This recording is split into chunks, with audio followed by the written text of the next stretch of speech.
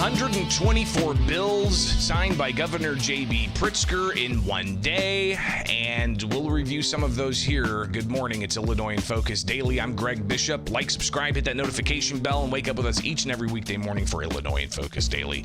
And get the headlines in your inbox at thecentersquare.com, where if you woke up Saturday morning, this was probably in your inbox with Pritzker signing 124 bills Friday, impacting Chicago pensions, artificial intelligence, school buses, bicycles, and more. And this obviously is something that we anticipate this time of year, as you've got the governor having to sort through 450 plus bills that the legislature sent him during spring session.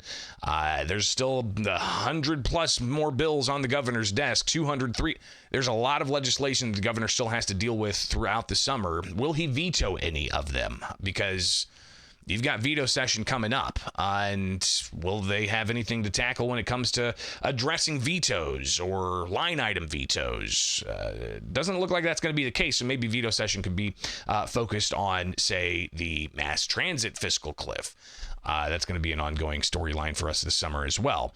But the legislation that the governor signed Friday is 124 pieces of legislation, one of them dealing with Chicago pensions. House Bill 3657, it makes changes to Tier 2 Chicago police and fire pensions for their pension benefits. Brandon Johnson was asked about this before the governor signed it, and this is what he had to say. He said this thing's not ready yet, and he says that the city needs, quote, progressive revenue. It's no secret that the liability, particularly the debt liability that the city has and that we're facing, has a lot to do with our pension debt, as well as, of course, police settlement. I've spoken to the legislature about my concerns about this particular bill, and I still have those concerns. Our finance team has evaluated the ramifications of such a law, and I am still very much concerned about the expectation and the demand of taxpayers to be able to pay these pensions, particularly without any progressive revenue attached to it. Here's what should or still could happen, is that in our effort to secure retirement for our public employees, which is critical and constitutional, absent progressive revenue, it's impossible to sustain that expectation. And so this, I guess the best way to put it, this is incomplete. So do I hear you saying that the governor should veto this unless he identifies progressive revenue? I'm saying that without progressive revenue, there's not a pathway that allows for us to be able to maintain these obligations. So the mayor saying that he needs progressive revenue, he's been hitting that drum quite a bit, dealing with so-called progressive revenue. It's the governor not necessarily taking the word of Johnson, and instead signing the bill on Friday. The city's got $1 billion budget deficit they're heading into. Their pension debt is $36 billion unfunded, and this could add $11 billion over time on what the taxpayers in Chicago are going to have to pay for with the enhanced benefits for Tier 2 Chicago fire and first responders. So that measure is now law, effective immediately. A couple of other things that we can go through here, and you can go and look at the list yourself by going to the story. Pritzker signs 124 bills, and if you scroll down, you'll be able to see the entire list on the governor's website, breaking down each one of them, just quick little blips about what it is and the bill number, and you can go and look it up and read the legislation yourself and when it's effective. So you can comb through that yourself. But I did some of that for you. So what we're going to do is just kind of go through some of these. One of them, Senate Bill 1441, it amends the Secure Choice Savings Program. If you're not familiar with that, the Secure Choice Savings Program is a program that was set up a couple of years ago to essentially say that all employees need to have access to some kind of savings account. And what the measure did was it said, employers, you have to enroll employees into a savings account. You don't have to match what the employer, or rather what the employee puts in, but you're going to start the employee off with, I think it was like 5% of their pay is going to go into a retirement fund, something like a 401k. And they can take it with them and transfer it to different employers if they wanted to. But what Senate Bill 1441 does is it amends the Secure Choice Savings Program and requires participant employees to automatically enroll employers to enroll employees into the Secure Choice Savings Plan with penalties that could be leveled. Another measure that's going to impact employers is requiring group and individual health insurance policies to provide coverage for therapeutic horse riding. Therapeutic horse riding should now be covered by individual health insurance and group insurance policies. And that's going to start January 1st, 2026, requiring coverage for therapeutic horse riding.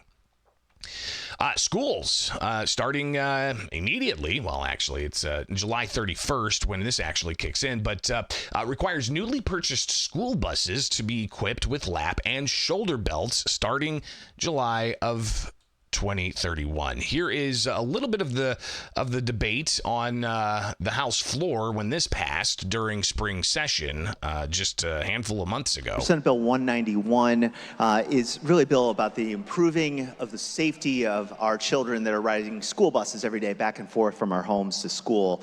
Ultimately, this is very, very simple and straightforward, that starting in 2031, all new school buses will be required to have a 3-point seatbelt.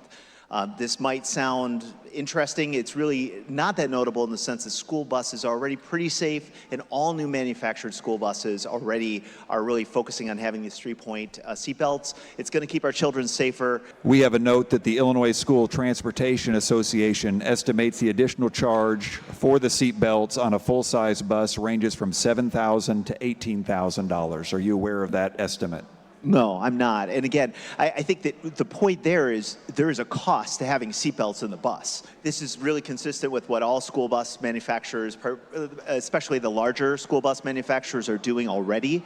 And with a 6-year phase-in, there's no known cost because this really is consistent with what they're already doing. So it's going to take 6 years to phase this in, but starting in 2031, school buses will have to have seatbelts. You've got more legislation here involving veterans. The SNAP program, Supplemental Nutrition Assistance Program, is going to be available to veterans and active military members if they need it, if they qualify for it. You've got Senate Bill 2175 that allows for state of Illinois employees who are veterans to receive up to 4 days of leave on top of standard sick leave to attend military service-related medical appointments at any type of healthcare provider.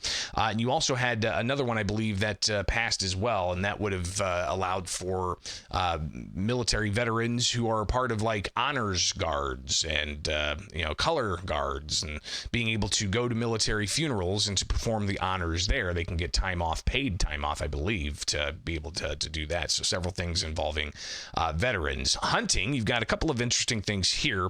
House Bill 2340 requires the Illinois Department of Natural Resources to issue a landowner deer permit to any property owner with at least 20 acres of property in an area with confirmed cases of chronic wasting disease. So handing out some more hunting permits there for certain things. And again, House Bill 2339 impacting hunting amends the wildlife code and requires DNR to end the use of its sharpshooting program 3 years after the last confirmed use of CWD. Within an area they are monitoring, the program may be restricted if CWD is again identified within that county. Impacting driver's licenses, and again, we're just going through a small portion of the 124 bills that Governor Pritzker announced were signed on Friday. But concerning driver's licenses, the requirement the Secretary of State has to put your blood type, or to have a section there where you can put your blood type on there, that apparently doesn't have to be on there anymore, so it removes that requirement. We'll see what little space they have there and what they fill that with, but that takes effect January 1st. Speaking of the Secretary of State, he obviously has the mantle of being the state librarian, and he hands out grants to public libraries. Well, now they can use public library grants to enhance security So that can help with a variety of different types of things. House Bill 1910 requires all libraries in Illinois to maintain a supply of opioid antagonists and take steps necessary to have at least one person trained in that. And that's obviously a couple of things there to fortify libraries with security and to also get them ready if they need to deal with any kind of drug overdose that's opioid related. We talked about this one. House Bill 1806, effective immediately, prohibits the use of artificial intelligence for independent therapeutic decisions. You can't use AI for therapy to make those therapeutic decisions. AI can be used for a variety of things to help with administration, of scheduling, of some of the mundane office tasks, but you can't, as a therapist, take AI and say, hey, go and take care of Greg Bishop. He's got questions. You can help out. So that's not going to happen. I talked with Neil Perica. He is with a company that does artificial intelligence therapy, and he talked about how this measure, which is now in effect, and the conversation I had with Neil was before the measure was signed, obviously, but he says it's going to impact people in Illinois. This is going to be a real problem for the people in Illinois. I mean, we're talking about a measure that's basically going to stop a lot of people from getting access to quality, affordable care that really doesn't have measures in it to try to figure out how should we design safe systems, guardrail systems, or, mechanisms to actually help people. And so, I think this is definitely one of the more restrictive pieces of legislation that we've seen, and it's basically going to stop people in Illinois from having access to a lot of the latest technology. So clearly that's not going to be allowed anymore, and it could come with a $10,000 fine if federal regulators investigate and find out that indeed somebody or company is violating this. By the way, I saw on Grok when they just uploaded it and updated it, there is a therapy button on Grok, which is X's artificial intelligence. Maybe they didn't get the memo. I'm not sure. We'll see how that plays out. But clearly, a lot more legislation to go. If you go to ilga.gov, let's go ahead and do this really quick, because they did update the website, by the way. ilga.gov. It's flashier. Look, it looks more modern. It's Web 2.0. 15 years behind. You've got the ability to go to reports and inquiries. Let's go to legislative reports. I think this is where it's going to be again, new website. So I gotta kind of relearn this all myself. So sent to governor. Let's go to that one. Sent to governor. No, don't want to do that one. That's date specific. How about this? Pending governor action. That's the one I want right here, right? Pending governor action. We click that. Live to tape, ladies and gentlemen. So we've still got a lot of legislation on the governor's desk. We're going to scroll all the way down, look at the grand total. He's still got 313 bills on his desk. And that is if they haven't already cross-referenced all of these that are on the governor's desk with what he signed on Friday. Again, that's 124 bills he signed Friday. He's got 300 plus on his desk. That means we've got plenty more for us to talk about. That's going to go into effect in the state of Illinois and how you're going to be impacted by it. All right. That's why you wake up with us each and every weekday morning here with Illinois in Focus Daily. Get the headlines at thecentersquare.com and get the podcasts anywhere you get podcasts. Just search Illinois in Focus and you'll find us.